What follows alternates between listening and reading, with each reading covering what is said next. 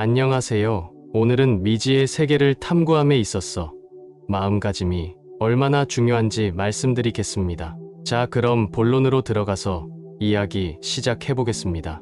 나는 유독 겁이 많으면서도 신비하고 특이한 이야기에 대한 호기심이 많았습니다. 나에게 다가오는 책과 경전들 속에서 신비 존재들을 상상하곤 했다. 예를 들면 UFO 현상이라든지 지하세계 아갈타 왕국, 고승들의 극락 체험, 예언 등등에 대한 여러 분야에 관심을 갖게 되고, 그로 인해 전혀 예상치 못했던 삶의 문이 열리게 되었고, 이 일로 죽음 이후에도 어떤 영혼의 존재가 있을 수 있다는 것을 확신하는 계기가 되었다. 하지만 여기서 주의해야 할 것이 있는데, 과학의 범주를 벗어난 문제를 다루는데 있어서 우호적이면서도 회의적인 태도를 견지하는 것이 중요하다. 그러면 다양한 가능성에 대한 열린 마음으로 삶을 변화시킬 기회를 잡게 될 것입니다. 그래서 기독교인이면서 불교의 윤회 사상과 초의식 영역까지 총망라한 에드가 케이시의 이야기를 하게 되었습니다.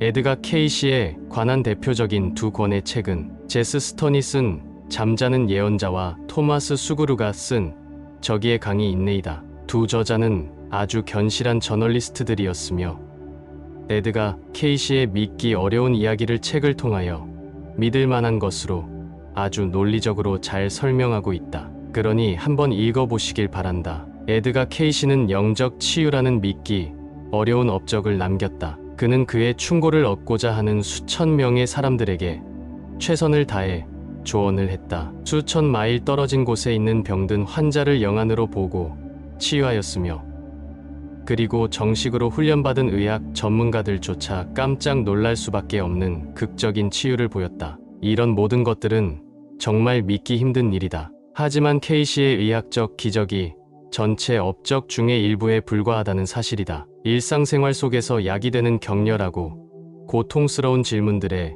대한 그의 리딩은 육체적 건강을 회복하는 데만 도움이 되는 것이 아니라 정신적, 감정적, 영적 고통을 경감시키는 데도 효과가 있었다. 케이시에 관련된 이야기들은 기존 지식으로는 도저히 이해할 수 없는 것들이다.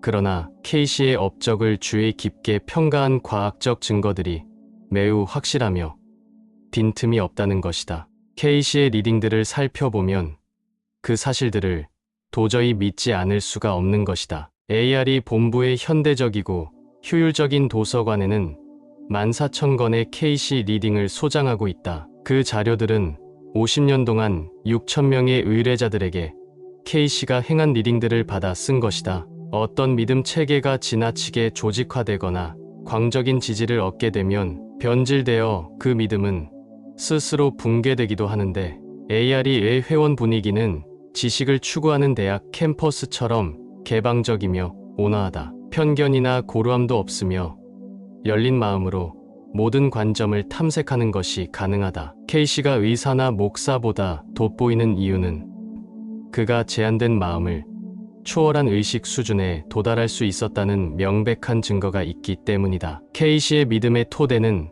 단순하다. 만물은 하나라는 것이다. 케이시의 장대한 통찰을 누구든지 경험할 수 있다면 그 통찰은 자신과 우주, 그리고 삶의 신비의 밝은 빛을 비춰줄 것입니다. 리딩의 분야는 다양했으나 크게 두 분야로 나누어자면 대상자의 건강 상태를 평가하고 육체적 질병을 치료하기 위한 진단과 지시를 위주로 하는 피지컬 리딩이 리딩의 대부분을 차지하고, 다른 종류의 리딩은 라이프 리딩인데, 이 리딩은 대상자의 과거생을 추적하고 과거 생에서의 경험이 현재의 삶에 어떤 영향을 미치고 있는지 알려주는 것이다. 대부분의 리딩에는 사업상의 충고와 정신적 영적 안내, 그리고 꿈에 대한 해석 등이 포함되어 있다. 특별한 목적을 달성하고자 하는 모임에 주어진 리딩들도 있다. 예를 들면 에드가 자신이 말한 리딩들을 보존하고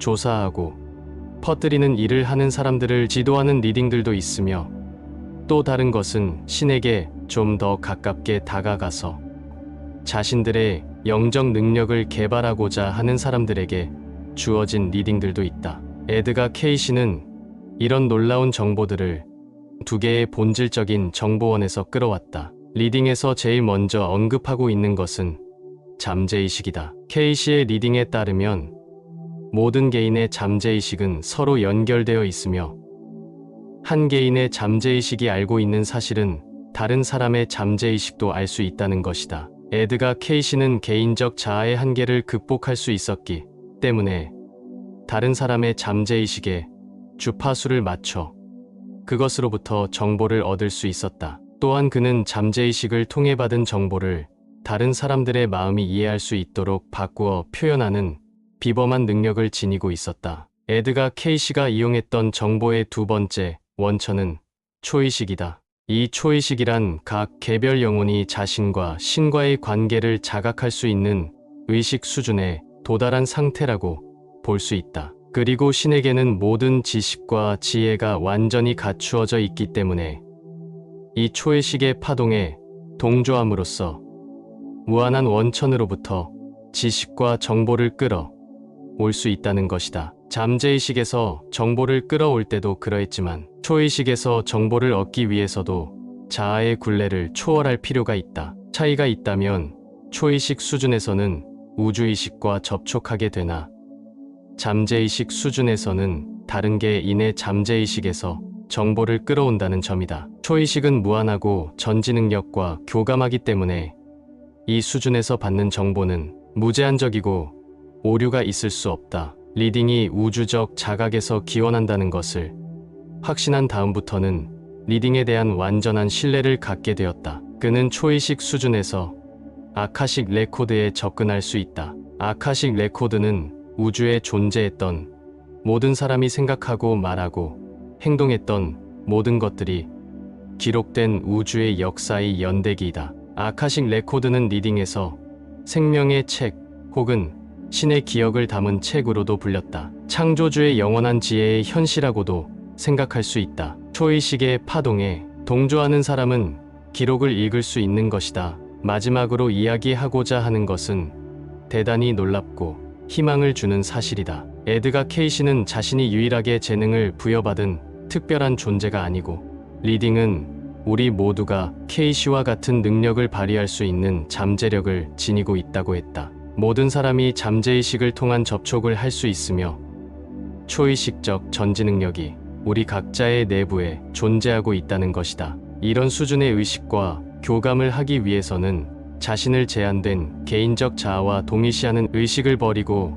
자신을 신과 우주적 근원에 동조시켜 나가야 한다. 우리들 대부분보다 에드가 케이시가 이런 능력면에서 앞서 있었다는 것은 사실이다. 그러나 우리가 잊지 말아야 할 점은 우리 모두도 그가 정보를 끌어냈던 근원에 접근이 가능하다는 점이다. 케이시의 리딩에서 주어진 안내가 실용성이 없다면 그것은 무의미하다. 지식은 그 자체로서는 별로 가치가 없다고 리딩은 몇 번이나 거듭해서 강조하고 있다. 즉 지식은 실질적으로 이용되어야만 가치가 있다는 것이다. 우리가 정신적 영적으로 진보한다는 것이 창조와 환생과 다른 것들에 대해 이해하고 받아들인다는 것만을 의미하지는 않는다. 중요한 것은 우리가 매일의 삶을 어떻게 살아갈 것인가 하는 점이다. 즉 창조주가 우리에게 부여한 잠재 능력들을 어떻게 건설적으로 이용할 수 있는가?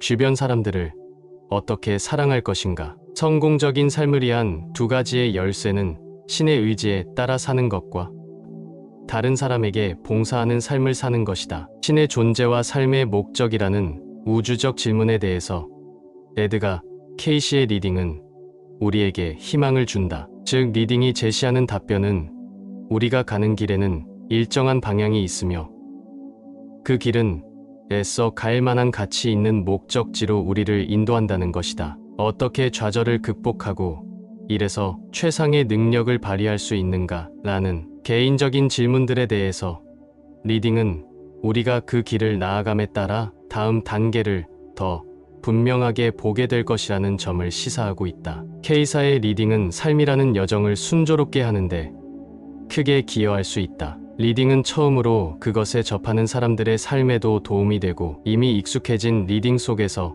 새로운 전망을 찾고자 하는 사람들에게도 도움이 될 것입니다. 자, 그럼 케이시의 특별한 리딩 하나를 살펴보자. 에드가 케이시가 남긴 가장 흥미로운 기록이 바로 아틀란티스 대륙에 대한 것이다. 아틀란티스를 지구 최초의 낙원인 에덴이라고 했습니다. 티그리스 강과 유프라테스 강 사이에 위치한 것으로 알려진 아틀란티스는 아담과 이브의 에덴 동산보다 더 이전이었다고 한다. 아틀란티스는 대서양 중앙에 위치했는데 아틀란티스 사람들은 우주 만물에 대해 잘 알았고 그 힘을 실제로 이용할 수도 있었다고 한다. 그래서 비행물체를 만들기도 했다고 합니다. 하지만 케이시에 따르면 아틀란티스 사람들은 자연의 힘을 너무 남용했고 결국 만여 년 전 큰 재앙이 닥쳐 대서양에서 사라졌다고 한다. 그는 아틀란티스 대륙의 일부가 다시 떠오를 것이라는 놀라운 예언을 하기도 했다. 아틀란티스의 존재를 입증해주는 또 다른 증거가 있다.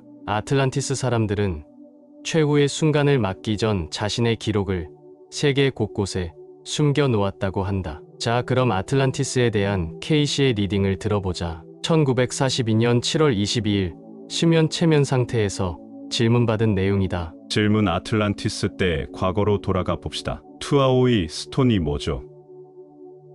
그것의 형태는 어땠습니까? 답: 그것은 육각의 형태였습니다. 그것에서는 무한과 유한 사이의 소통 수단으로서 빛이 나왔습니다. 외부로부터 오는 힘과 소통하는 수단이라고도 할 수 있습니다. 나중에 이것은 에너지를 방사하는 수단이 되었습니다. 그 시대의 공중, 물, 그리고 물 아래로 여행을 했던 것입니다. 이것들이 지휘되는 힘이 나오는 곳은 중앙 동력국 내지는 투아오이 스톤에 있었습니다.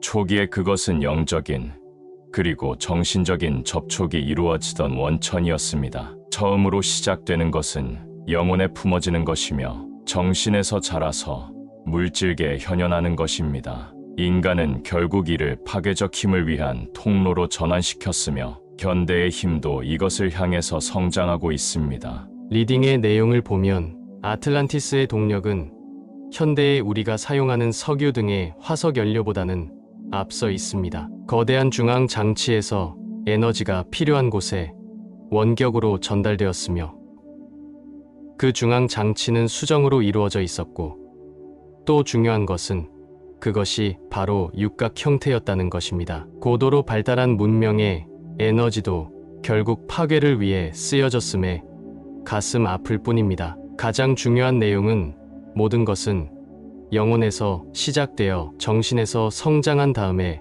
물질로 나투는 것이라는 내용이다. 에드가 케이시 이야기는 너무나 방대하여 여기까지만 하고요. 다음 시간에는 다른 주제로 찾아뵙겠습니다. 그럼 안녕히 계십시오.